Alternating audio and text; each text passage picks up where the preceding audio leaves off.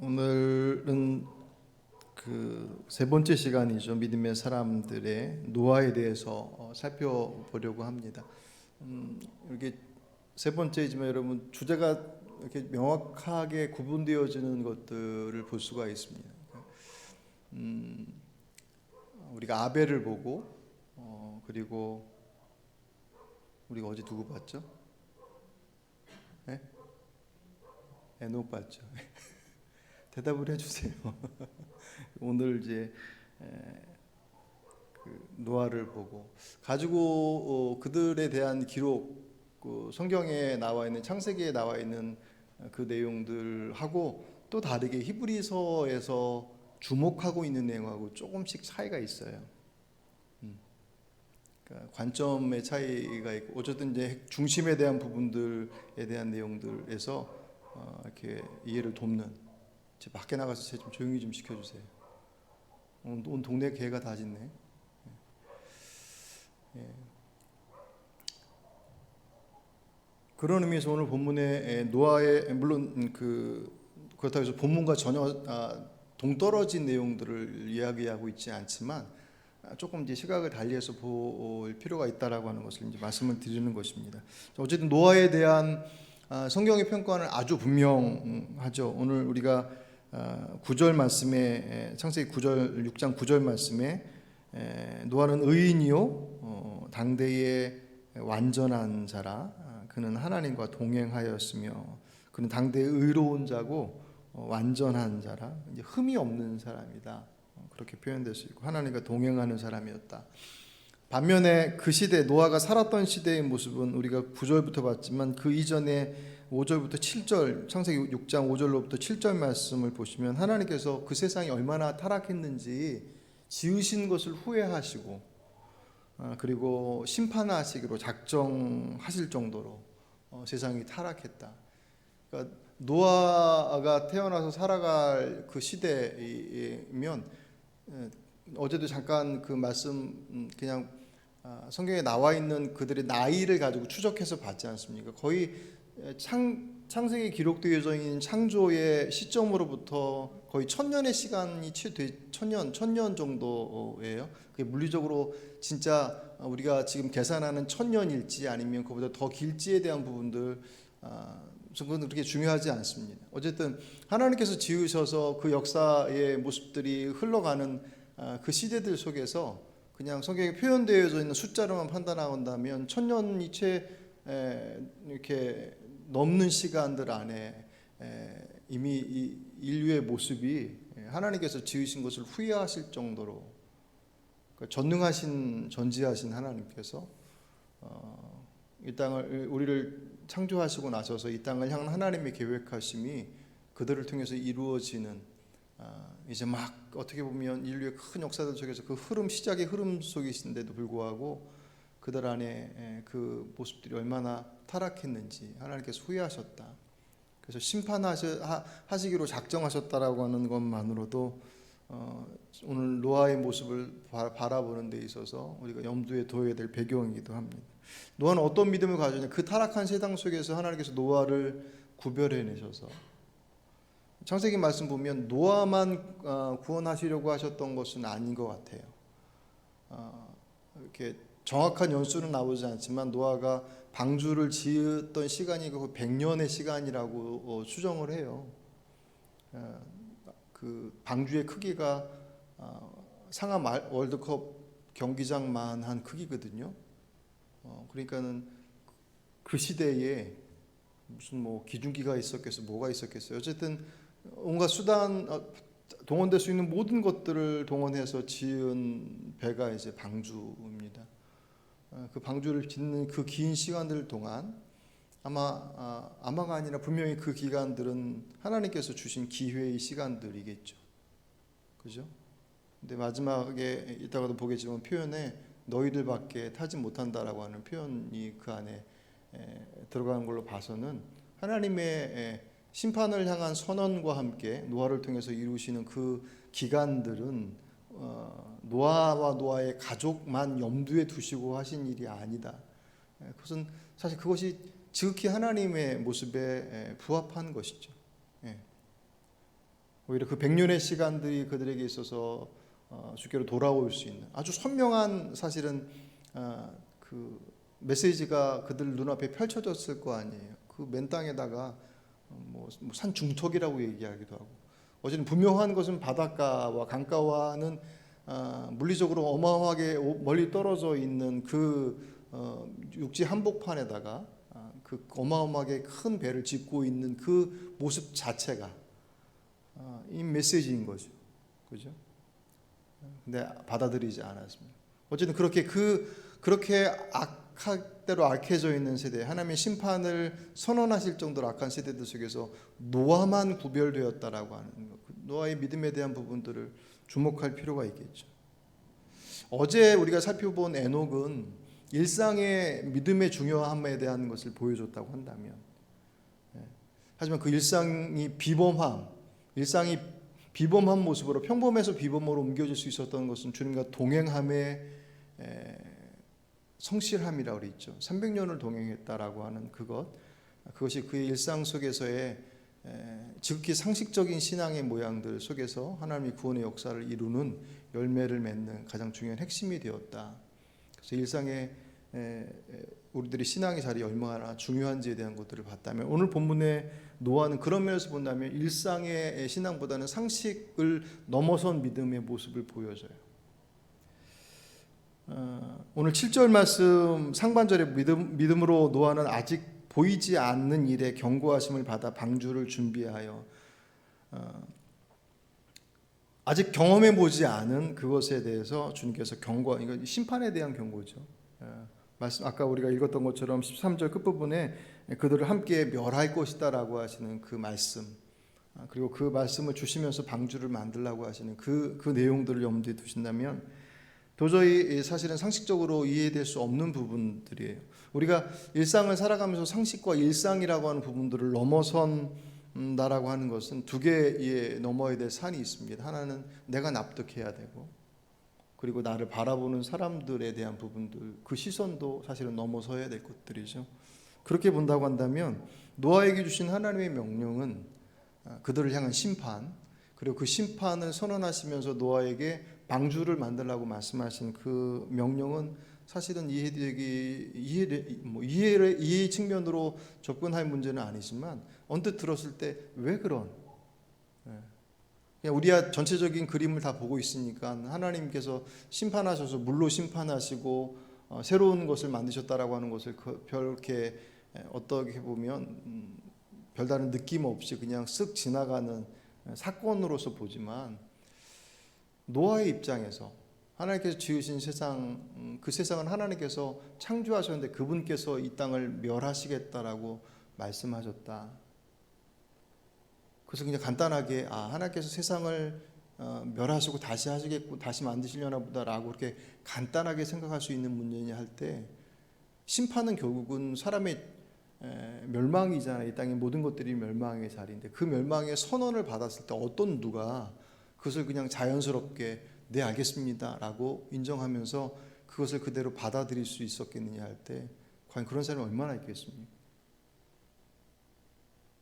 물론 그 말씀 앞에 엎드려서 그 순종해야 하는 것이 우리들의 몫이기 때문에 그것을 따르는 것이 뒤에 나타난 노아의 모습이기도 하지만, 하나님의 심판, 창조하신 그분께서 이 창조하신 그 땅을 멸하시겠다고 말씀하시는 그 말씀은 어떤 의미에서 노아에게 있을 때는 그 말씀을 언뜻 받아들이는 것이 자연스러울 수 없는 것은 어떻게 보면 지극히 자연스러운 것이죠. 거기에 우리가 알고 있는 그 하나님의 그 사랑의 하나님, 통치하시고 주관하시고 그 모든 것들을 이끌어 가시는 그 하나님께서 굳이 모든 것들을 다 멸망시키신다라고 하는 방식, 거기에 합리적이고 상식적인 이유를 댄다고 한다면 얼마든지 하나님께서 내리신 명령들에 대해서 분명히 이의를 제기할 수 있었을 거예요. 홍수로 심판하신다라고 하는 것도 그들의 경험상 전혀 사실은 경험되지 않은 바이고, 그때 당시 물론 이제 좀 논란들이 있긴 하지만, 우리가 지금 살고 있는 이 시대의 자연 환경과 홍수가 있기 이전의 어떤 자연 환경과의 차이는 분명히 있다고 얘기를 하죠. 이제 분명한 것은 지금이야 무슨 여러 가지 자연적 재해라든가 그런 부분들 때문에 홍수라고 하는 것이 노아의 홍수만큼 인류 전체가 다 잠긴 만큼의 모습은 아니었지만 사회 곳곳 세계 곳곳에서 여러 가지 자연 재해로 인한 그런 모습들을 보잖아요. 그런 면에서 본다면 노아는 그런 것들을 전혀 경험해 보지 않은, 그러니까 1차적으로 하나님의 심판에 대한 물음표를 던지는 것과 더불어서 그 심판을 홍수로서 이루시겠다라고 말씀하시는 그 앞에 과연 노아가 그냥 아무 생각 없이 아멘이라고 답할 수 있었겠느냐 할 때 그렇지 않았을 거예요. 그리고 그 말씀을 따라서 방주를 짓고 있는 사람들의 시선과 그들의 어떤 노아를 향한 평가, 그 또한 결코 녹록지 않았겠죠. 당연히 뭐 그런 것들을 얘기하기 이전에 그 시대는 타락했고, 아까 전제했었던 노아는 당대 의인이요 완전한 자라고 말씀하시는 그 두 가지의 서로 상반되어진 모습들만으로도 노아의 행동을 세상이 이해할 수 없었을 거란 말이에요. 그냥 일상적으로 그냥 정말 정직하고 바르게 살아가는, 성실하게 살아가는 것 자체가 왜 굳이 그렇게까지 해? 라고 하는 것을 얘기할 수 있을 정도로 세상이 악했다고 그랬단 말이에요. 그런데 거기다 대고 그 육지 벌판에다가 중턱이 됐던 어쨌든 그 큰 배를 만들어가는 그 노아의 모습을 보고 사람들이 물었을 거 아니에요. 실제로 베드로 후서의 말씀 보시면 노아가 그 하나님의 의를 선포했다라고 하는 장면이 나와요. 그러니까 방주를 지으면서 노아가 입 딱 닫고 자기들만 구원받으려고 그렇게 배를 만들었을 리 만무하잖아요. 그리고 아까 서두에 말씀드렸던 것처럼 100년의 시간 동안 그 배를 만들었다라고 하는 것은 그들의 행위 자체가 하나님께서 그들에게 주시는 사인이고 경고이고 메시지인 것이 틀림없죠. 노아가 입 다물었을 리 만무해요. 그러면 얘기했겠죠. 왜 그러는지에 대해서. 그럼 사람들이 그 얘기를 듣고 과연 노아에게 뭐라고 했겠느냐, 노아를 어떤 시선으로 봤겠는가. 탐탁치 않게 보는 것은 말할 것도 없거니와 나중에는 그냥 사람 취급도 안 했을 수도 있어요. 넘어야 할 산, 하나님의 말씀 앞에 노아의 입장에서 본다면 넘어야 할 산이 큰 산이 두 개. 내 스스로가 그 말씀을 받아들임에 있어서 넘어야 했었고, 사람들의 시선과 사람들의 관계 속에서의 모습들을 넘어서야 하는 그런 부분들이 두 가지가 있었습니다. 우리 쪽으로 적용해서 본다고 한다면 우리들의 신앙의 여정도 속에서 때로는 하나님께서 우리에게 요청하시는 내용들이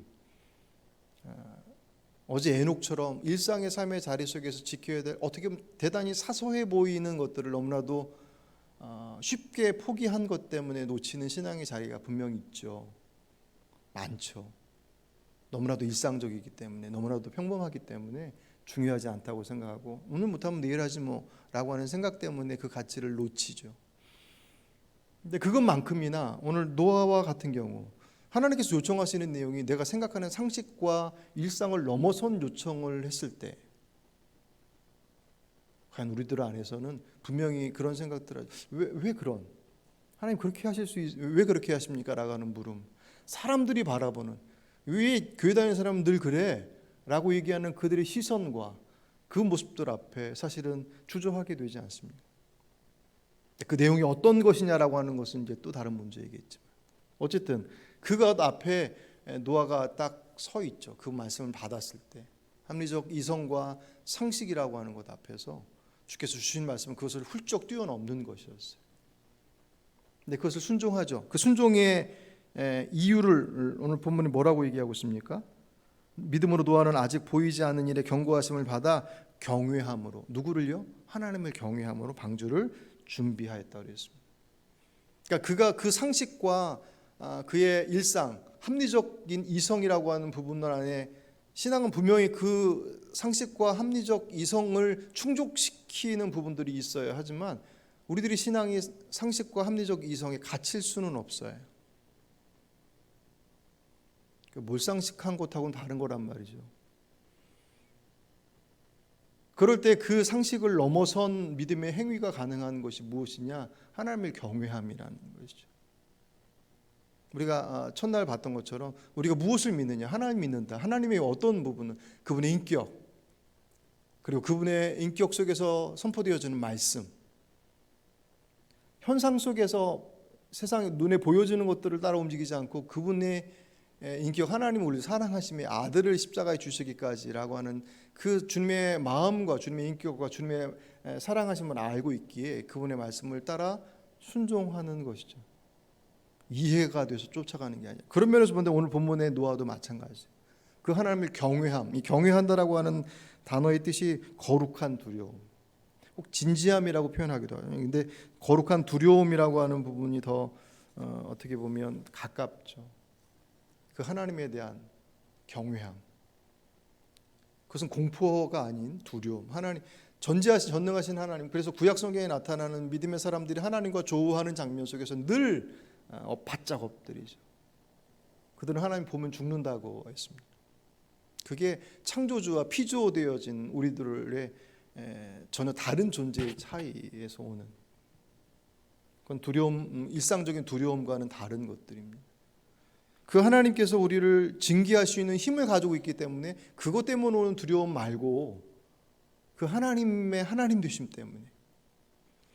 사무엘상 2장 30절 보시면 하나님을 무시하고 가볍게 여겼었던 이들에 대한 주님의 경고의 말씀이 이렇게 나와 있어. 그러므로 나 주 이스라엘의 하나님이 말한다.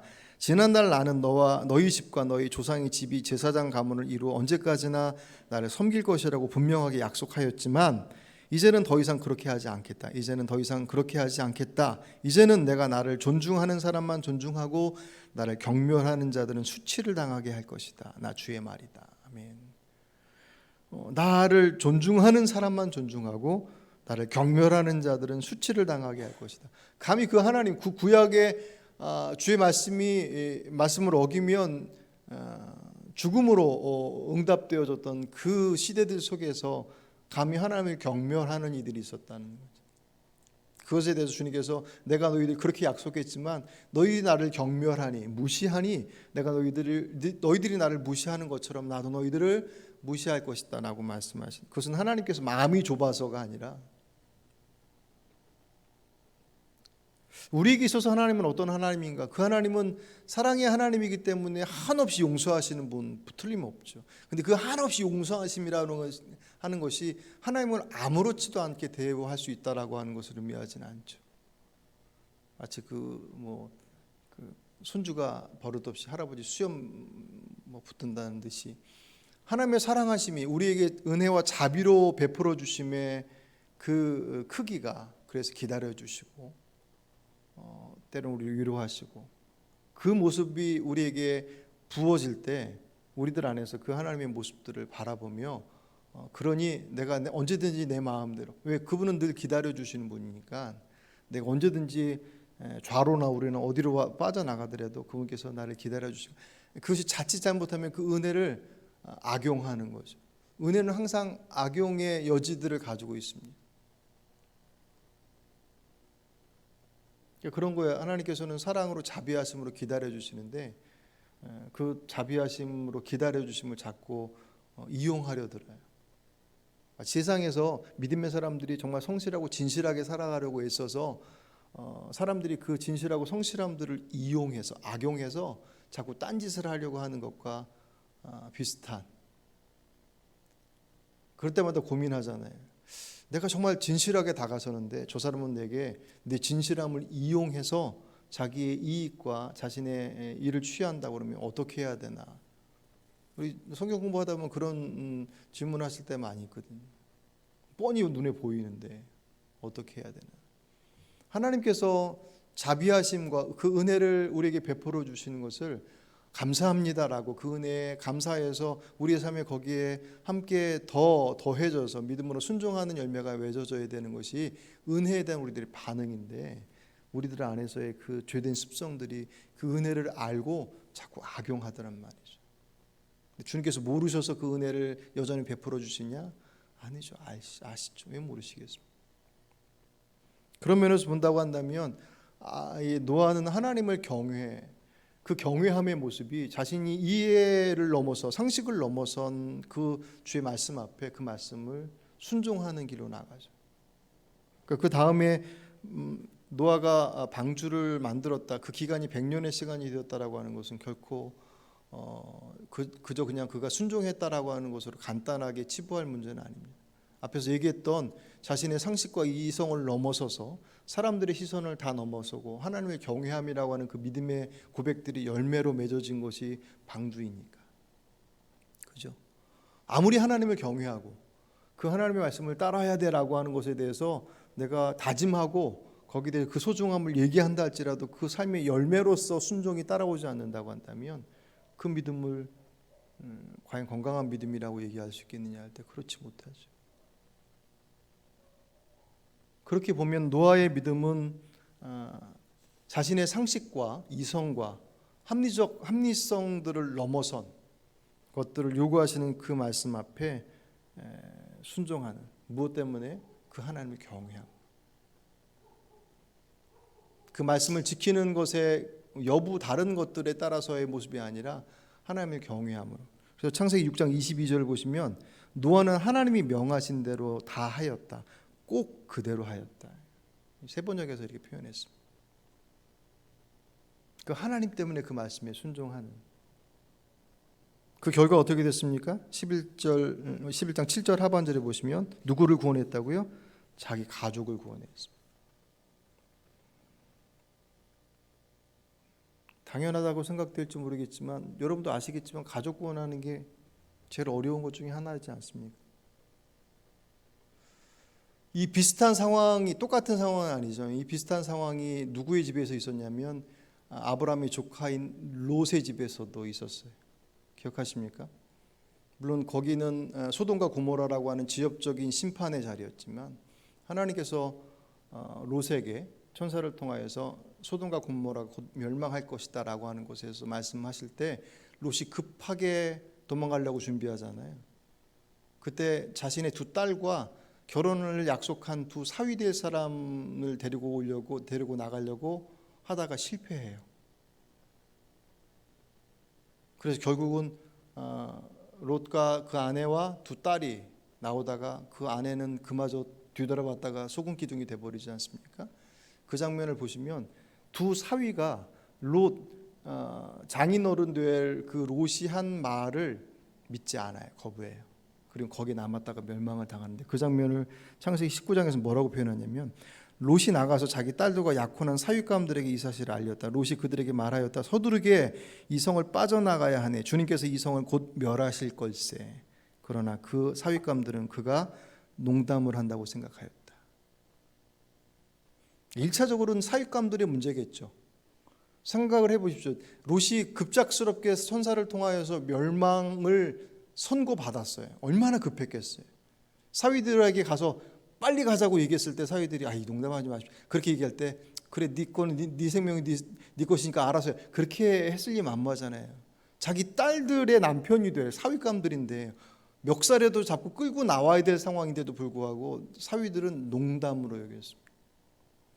그게 단지 사위들의 책임만으로도 이제 1차적으로 사위들의 책임이겠지만 2차적으로 롯의 책임 또한 무관하지 않죠.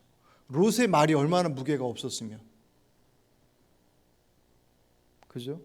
그 급박한 상황 속에서 얼마나 그들을 끄집어내려고 몸부림을 쳤겠냔 말이에요. 그런데도 불구하고 사위들은 농담하지 마십시오. 그렇게 그냥 간단하게 던지지는 않았겠지만 그렇게 생각하고 쫓아가지 않았다고 그랬어요. 가족을 구원하는 것이 녹록지 않다라는 것은 가족 구원을 위해서 기도해본 사람들은 누구나 공히 고백하는 내용들입니다. 오늘 상식을 초월한 그 믿음의 결과가 그 가족을 구원해낸 것으로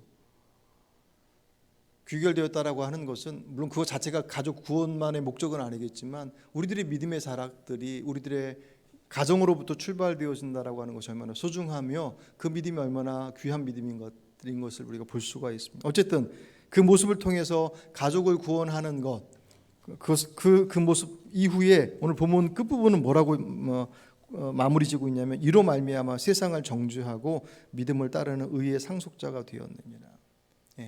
노아의 믿음의 결과입니다. 그로 인해서 그의 행동, 그의 순종으로 인해서 세상에 정죄, 주의 말씀을 따르는 그 행위가 세상을 향해서는 심판의 선언이 됐습니다.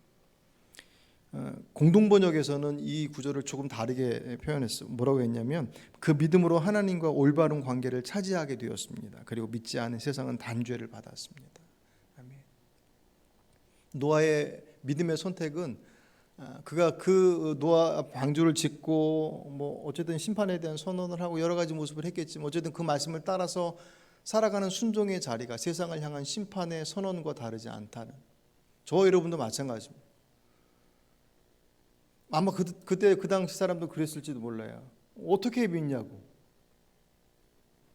노아는 믿었지 않느냐고.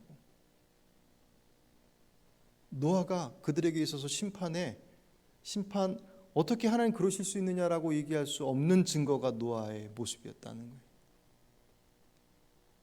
저와 여러분의 존재가 이 땅 위에서 하나님의 뜻을 분명하게 드러나는 역할을 할 때 이 노아의 모습과 다르지 않을 것입니다. 말씀을 좀 정리해서 봅니다.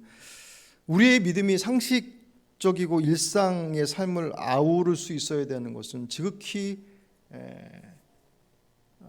기본적인 신앙의 모습들입니다. 하지만 그렇다고 해서 우리들이 신앙의 상식에 갇혀 있을 수는 없어요. 고린도후서 5장 7절 우리는 믿음으로 살아가지 보는 것으로 살아가지 아니합니다.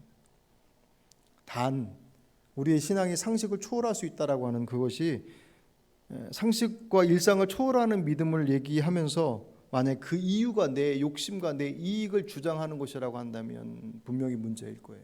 그것은 상식을 초월하는 믿음이 아니라 몰상식한 믿음이 될 수밖에 없으니까. 오늘 여러분 이 노아가 주님께로부터 그 말씀을 받고서 방주를 만들어가는 과정들이 그에게 어떤 마음이었을까? 우리 집안이라도 구원받을 수 있으니 얼마나 다행인지 몰라. 그렇게 다행과 감사와 감격과 기쁨이 그런 모습이었겠느냐 할 때 그렇지 않았을 거예요. 정설은 아니지만 나중에 노아의 홍수 있고 나서 다 멸절되고 나서 노아의 가족만 남잖아요. 그리고 나서 여러분 기억하십니까? 노아가 포도주를 먹고 취해서 자고 있을 때 옷을 다 벗고 자고 있을 때 아들 셋이서 그 장면 보고 위 둘은 뒤로 들어갔는데 맨 마지막 셋째는 아버지 그 보고 가리지도 않고 그래서 그 장면 기억하시죠? 그래서 함은 아프리카 쪽의 민족이 되면 하여튼 여러 가지 그 장면을 보면서 한쪽에서 어떻게 해석하냐면 노아의 그 취해 있는 장면들이 그냥 취해 있는 것이 아니라 그 하나님의 심판의 여파들 속에서 노아 안에 그 안타까움에 대해 내가 조금 더 노력했으면 어쩌면 그랬을 수도 있어요.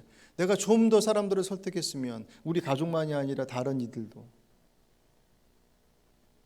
마치 그 예전에 쉰들러 리스트에서 내가 내 시계 하나라도 더 팔았으면 한 사람이라도 더 구원했을 수 있을 그런 아쉬움을 가졌던 것처럼 노아가 아마도 그 홍수 이후에 자신에게 주어진 새로운 삶의 자리 속에서 하나님께서 살려주심에 대한 감사의 제사를 드림에도 불구하고 그 한편에 있어서는 물로 인해서 심판되어 멸망되어진 사람들을 향한 자신 안에서의 모습들, 그것이 그를 그렇게 술 취하는 자리로 간 건 아니겠느냐라고 해석하는 분도 있어요. 그게 정설은 아니에요. 하지만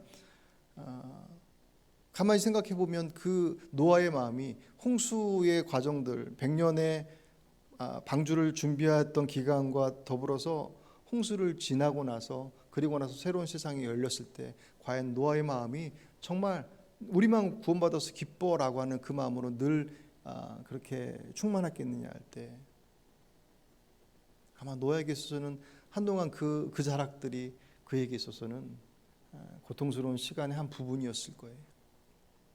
상식을 초월하는 믿음은 하나님께서 우리에게 요구하실 때의 모습들은 우리에게 어떤 풍요롭고 어떤 즐거움을 주시기 위한 것으로부터 요청될 때보다는 우리들 안에서 뼈를 깎는 하나님의 말씀을 따르는 것 때문에 사람들의 시선과 사람들의 조롱으로부터 자신들의 모든 것들을 다 올인해야 되는 상황일 때가 훨씬 더 많습니다. 오늘 우리들의 생각 속에서 가지고 있는, 그러니까 내가 가지고 있는 하나님에 대한 이해가 하나님 이루실 거야라고 하는 것에 대한 이해의 틀을 너무 이렇게 딱 고집하지 마십시오. 하나님 절대로 그러실 리 없어. 절대라고 하는 단어를 사용하는 건 대단히 위험스럽잖아요. 그러니까 아무리 그 일들이 좋은 것 어떤 모습일지라도 주님께서 일하심의 모습들은 사실은 우리들의 생각들을 훨씬 더 뛰어넘습니다. 오늘 이 노아의 모습을 바라보면서 혹 우리가 하도 이 시대가 교회와 성도들을 향해서 상식적이지 못하다라고 하는 어떤 시선과 그런 모습들 앞에 정말 노이로제 걸릴 것처럼 그렇게 보는 시선 앞에 우리가 얼마나 상식적인 신앙을 가지고 있고 그런 믿음을 가지고 있는데 라고 하는 우리들 안에 어떻게 보면 방어적인 우리들의 모습들이 자칫 하나님께서 우리들의 삶의 자리 속에서 일상의 소중함들을 넘어서서 때로는 상식을 넘어서 일하실 하나님의 일하심들을 스스로 제한하고 있진 않은가.